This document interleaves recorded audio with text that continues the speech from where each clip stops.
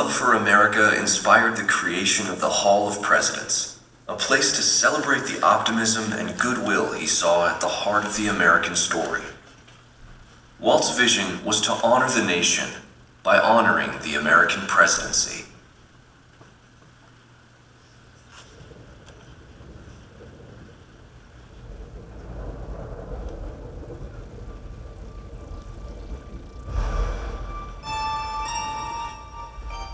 It is 1783, and the smoke is clearing in the wake of the Revolutionary War.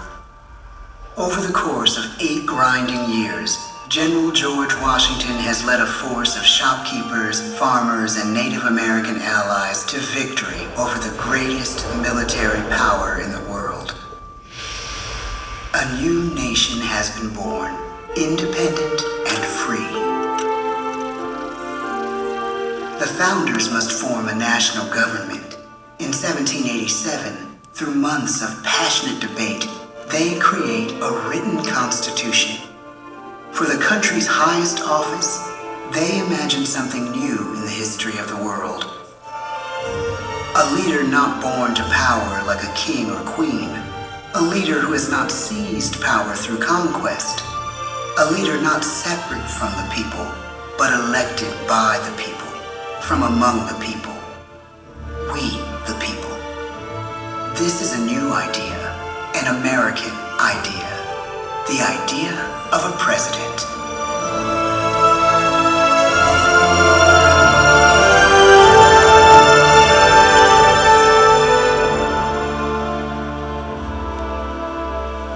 The people don't know exactly what a president will be, but there is little doubt who it will be. George Washington's stature and bearing have marked him as a leader. His integrity has made him a great one. Washington knows that many generals who have led successful revolutions make themselves dictators or kings. Instead, he steps down from power and retires to his home, Mount Vernon. The world takes note, and George Washington becomes the symbol of American ideals. In the first presidential election, it's Washington by a landslide. The only doubt seems to be his own. He writes, "Integrity and firmness is all I can promise. Integrity and firmness is exactly what we need." Everything he does as president will set a model for his successors. His final act may be the most important of all. After 2 terms, with no term limit in the Constitution and amid overwhelming support to stay in office, he steps down once again and hands power back to the people. He wants us to speak, to elect a new president. During the early years of the Republic, we choose leaders as different as Thomas Jefferson, John Adams, and Andrew Jackson. Elections are often bitter. Each president stands at that fiery intersection where personal character meets the challenges of the times. Some call the presidency a glorious burden. Jefferson calls it a splendid misery. We, the people, must choose well. We elect 15 presidents before the course of history brings us to the edge of a crisis like no other. A nation born of freedom still permits slavery. As the country pushes west, will new states be slave or free? The question produces bitter conflict. The issue rocks the election of 1860 and brings Abraham Lincoln onto the national stage. Tall, lanky, some say uncouth candidate from Illinois is a master of words at a time when speeches are printed in full for people to read.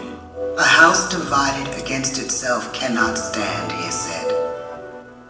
With Lincoln's election, the house does indeed divide. Civil War. 11 states secede from the Union. The war becomes a defining passage in the American story. the president's own inner strength and depth of character changed the course of history. Lincoln had come up the hard way on the American frontier, desperately poor, with less than a year of formal schooling. His early years were scarred by tragedy, the death of his mother, his sister, his first love. He struggles with depression, but never loses his determination to rise above it. He once said he's driven by a desire to leave the world a little better place for having lived in it. The war rages. Lincoln fights to preserve the Union and end slavery. Neither is a sure thing. At Gettysburg, Pennsylvania, 6 months after one of the bloodiest battles of the war, the president dedicates a cemetery to the thousands of soldiers who died there, in words we can never forget.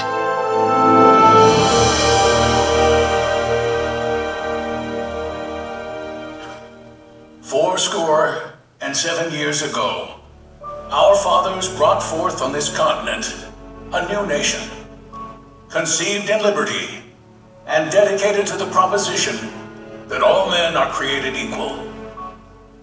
Now we are engaged in a great civil war, testing whether that nation or any nation so conceived and so dedicated can long endure. We are met on a great battlefield of that war. We have come to dedicate a portion of that field as a final resting place for those who here gave their lives, that that nation might live. It is altogether fitting and proper that we should do this. But in a larger sense, we cannot dedicate, we cannot consecrate, we cannot hallow this ground. The brave men, living and dead, who struggled here, have consecrated it far above our poor power to add or detract. The world will little note, nor long remember what we say here, but it can never forget what they did here. It is for us, the living, rather, to be dedicated here to the unfinished work which they who fought here have thus far so nobly advanced. It is rather for us to be here dedicated to the great task remaining before us, that from these honored dead we take increased devotion to that cause for which they gave the last full measure of devotion. That we here highly resolve that these dead shall not have died in vain, that this nation, under God, shall have a new birth of freedom, and the government of the people, by the people, for the people, shall not perish from the earth. The blood of over 500,000 Americans is spilled to the Civil War. President Lincoln's enduring hope is to give true meaning to the sacrifices of so many, to lead us to that new birth of freedom. With the end of the war and the end of slavery, a new birth truly begins. As we roll toward the 20th century, settlers roll west on wagon wheels and railroads connect the nation coast to coast. Millions of immigrants pour in from Europe and Asia. Population doubles. Our economy triples. Our standing among nations rises. We need presidents who can lead both at home and abroad. At the same time, a young Theodore Roosevelt is retreating from New York politics and personal tragedy. The death of his wife and his mother on the same day in the same house. In the Badlands of North Dakota, he rethinks his life and the life of his country. He returns stronger in body and spirit. His renewed energy is just what his country needs.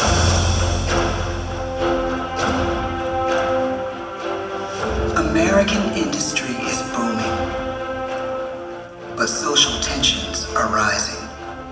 A progressive movement is bubbling up, pushing for change, and change is needed in the working and living conditions in cities. The gap widens between rich and poor. The demand for change grows stronger. Teddy Roosevelt is a knight on a crusade. He speaks with force and vitality in clear terms that make colorful headlines at a time when mass market newspapers have become the new media. To define his foreign policy, he borrows a phrase from an African proverb: speak softly and carry a big stick. But his greatest accomplishments are made at home. He breaks up giant monopolies, protects workers' rights, and calls for a square deal for all Americans, rich and poor, capitalist and wage earner. And a square deal for every man and every woman in the United States. He calls on America to be as great as the natural grandeur of its lands.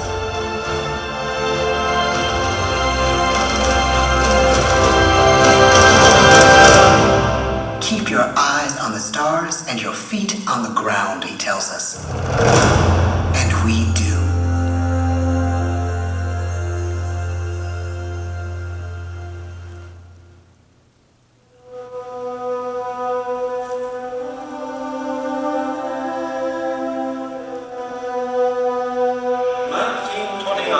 The bottom fell out of the market. 12 million unemployed. The bread lines and the soup. The results of the 1932 election now. When we elect our 32nd president, it is the worst of times. The course of history and the course of one president's life again shape a turning point in our national destiny. Franklin D. Roosevelt, paralyzed by polio, knows how to restore the faith of a people paralyzed by the Great Depression. I believe in practical explanation and in practical policy. He has found the inner strength his countrymen now need. He speaks to us like a friend, a neighbor. His optimism is contagious, his voice perfect for the latest breakthrough medium, radio. He calls us to believe we have nothing to fear but fear itself. And we do believe. Tonight's attacks on England are perhaps the most widespread of the war in the course of the day. But an even greater challenge dominates his final years in office: the Second World War. We must be the great arsenal of democracy. This is an emergency as serious as war itself. We stun the world with our production. When bombs fall on U.S. troops in Pearl Harbor, he calls us to fight on the war front and sacrifice on the home front.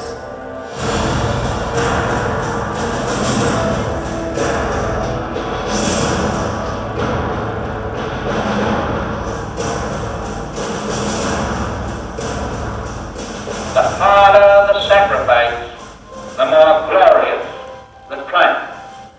So spoke America in the year 1776.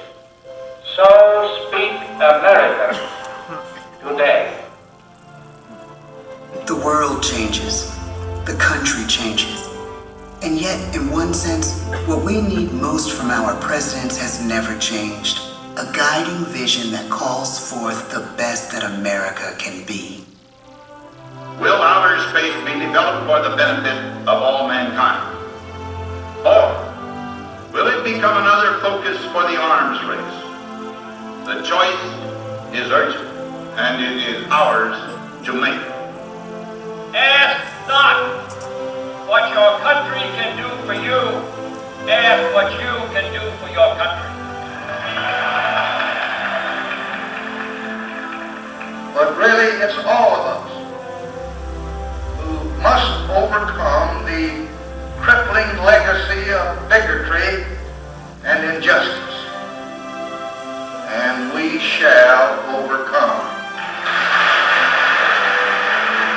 One of the agreements that President Sadat and Prime Minister Begin are signing tonight is entitled A Framework for Peace in the Middle East. Mr. Gorbachev, tear down this wall. You have lost too much, but you have certainly not lost America. I can hear you. The rest of the world hears you. Loving this country requires the willingness to speak out for what is right.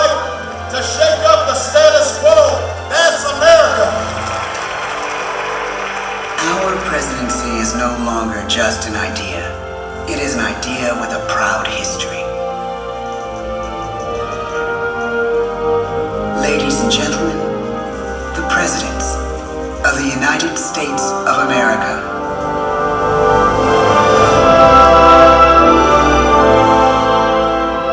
George Washington, John Adams, Thomas Jefferson, James Madison, James Monroe, John Quincy Adams, Andrew Jackson, Martin Van Buren, William Henry Harrison, John Tyler, James K. Polk, Zachary Taylor,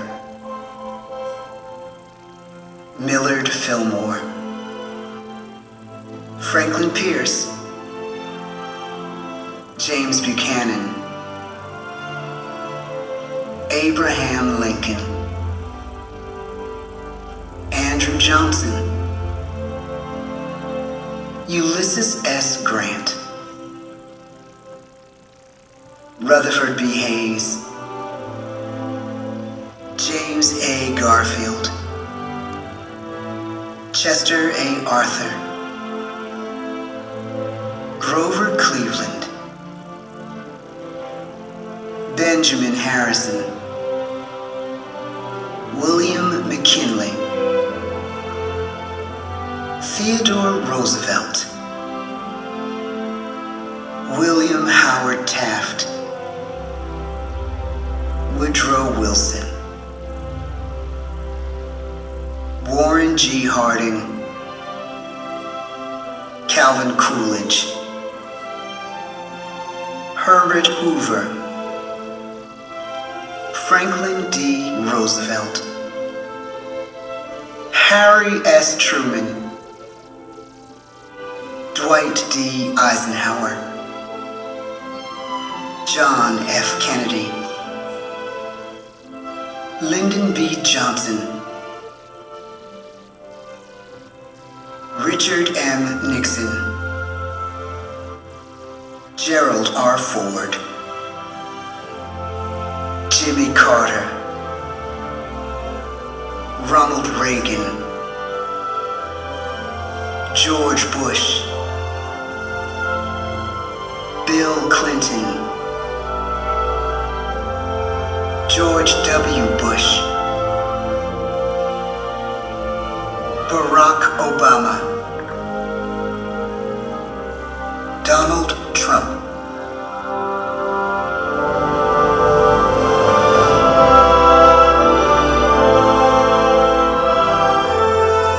And now we come to the present.